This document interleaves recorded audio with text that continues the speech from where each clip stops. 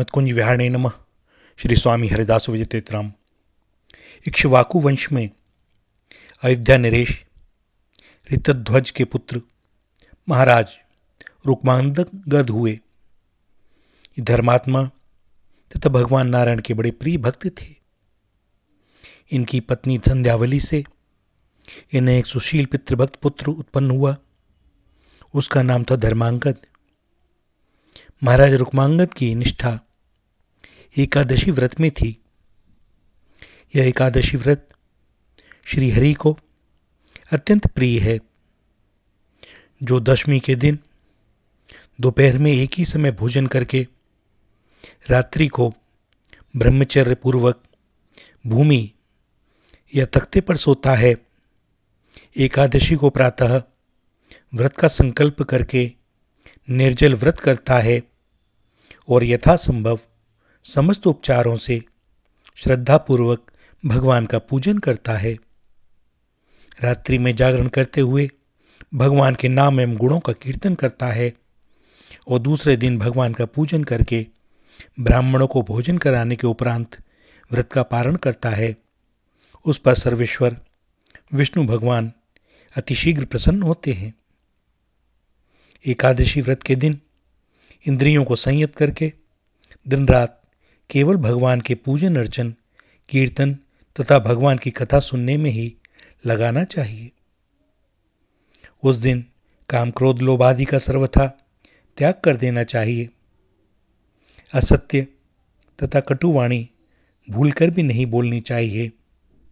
न किसी की निंदा सुने, न किसी की निंदा करे। धर्म से द्वेष करने वाले, नास्तिक, शास्त्र निंदक, भगवान में विश्वास न रखने वाले लोगों से इस दिन बात भी नहीं करनी चाहिए। महाराज रुक्मांगद बड़ी सावधानी से इन नियमों का पालन करते थे। राजा की धर्मपरायणता के कारण उनकी समस्त प्रजा भी बड़ी धार्मिक थी। प्रजा के भी सभी लोग एकादशी का व्रत पूरी विधि से करते थे। जो नियम पूर्वक विधि सहित एकादशी का व्रत करता है, उसके घर में यमराज के दूत प्रवेश नहीं करते। महाराज रुक्मांगद के राज्य में यमदूत का प्रवेश नहीं था। परंतु भैया, यह सृष्टि तो जन्म मरण का ही एक नाटक है। सो यमराज जी ने सृष्टिकर्ता से कहा कि अयोध्या के लोग यदि अमर बने रहेंगे तो मृत्युलोक की मर्यादा नष्ट हो जाएगी।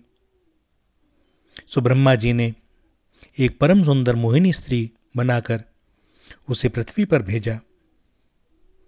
उस स्त्री को देखकर महाराज रुक्मांगद मुग्ध हो गए। उसने भी इस शर्त पर राजा को पति बनाना स्वीकार किया कि वह जो भी कहेगी उसे महाराजा स्वीकार नहीं करेंगे। महाराज उसके रूप जाल में फंस गए और उन्होंने उसकी यह शर्त मान ली। इसीलिए कहा जा सकता है कि कोई कितना भी व्रत नियम करता हो, पर सब समय सावधानी की अपेक्षा रखनी चाहिए। हम जरा सा नियमों के प्रति लापरवाह हुए नहीं कि न जाने कब माया कौन सा खेल कर दे। महाराज ने जब उसकी यह शर्त मान ली तो एकादशी आने पर मोहिनी ने कहा कि राजन, आप व्रत ना करें। महाराज को तो काटो खून नहीं। वे बोले, रानी, तुम कहो तो मैं प्राण दे सकता हूं, किंतु भगवान नारायण का एकादशी व्रत मैं नहीं छोड़ पाऊंगा। इसके बदले तुम कुछ और मांग लो।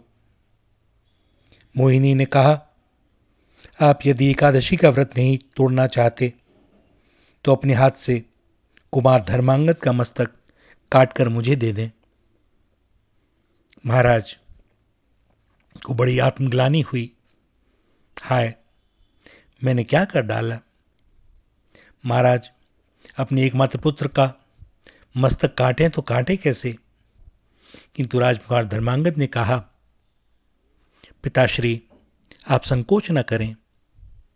मेरा शरीर कोई अमर तो है नहीं। यह कल नष्ट हो या आज, नष्ट तो यह होगा ही। फिर यदि मेरे धर्म देह से धर्म की रक्षा होती हो और पिता के व्रत तथा सत्य की रक्षा में मेरी यह नश्वर देह लग जाए, इससे बड़ा सौभाग्य मुझे कहां मिलेगा। आप अपने सत्य की रक्षा करें। रोमांच राजकुमार की माता परम सती रानी संध्यावली ने भी अपने पुत्र की बात का समर्थन किया। अंत में महाराज जैसे तैसे खड्ग लेकर पुत्र का मस्तक काटने को उद्यत हुए, किंतु जैसे ही महाराज रुक्मांगद ने अपने हाथों में तलवार उठाई, अनंत करुणाधाम श्री हरि ने प्रकट होकर उन्हें दर्शन दिया। भगवान की कृपा से विमान आया और उसमें बैठकर सपरिवार महाराज रुक्मांगद भगवत धाम पधारे। भैया सदैव स्मरण रखिएगा, परीक्षा भक्त की ही होती है। कई बार हम लोग सोचते हैं जो भगवान का भक्त है, भगवान उसे ही दुख क्यों देते हैं, उसे ही बार बार संकट में क्यों डालते हैं। तो भैया स्मरण रखना, जो पढ़ने के लिए विद्यालय जाएगा परीक्षा उसी की होगी, और तभी वह एक एक करके एक एक कक्षा को सब में पास होता हुआ आगे बढ़ेगा। और जिसने कभी विद्यालय का मुख ही ना देखा, जो पढ़ना ही नहीं चाहता, वो भले ही कहता रहे मैं बड़े आनंद में हूं, देखो मुझे कोई परीक्षा नहीं देनी पड़ती, तो भैया यह जीवन कैसा जीवन। आप तनिक विचार करें। तो सदैव स्मरण रखें, परीक्षा होगी और हर परीक्षा वे चाहते हैं कि हम उत्तीर्ण करें और आगे हमारा कल्याण का मार्ग प्रशस्त है, किंतु सदैव सावधानी अपेक्षित है। साधु सावधान। श्री राधा श्री राधा श्री राधा।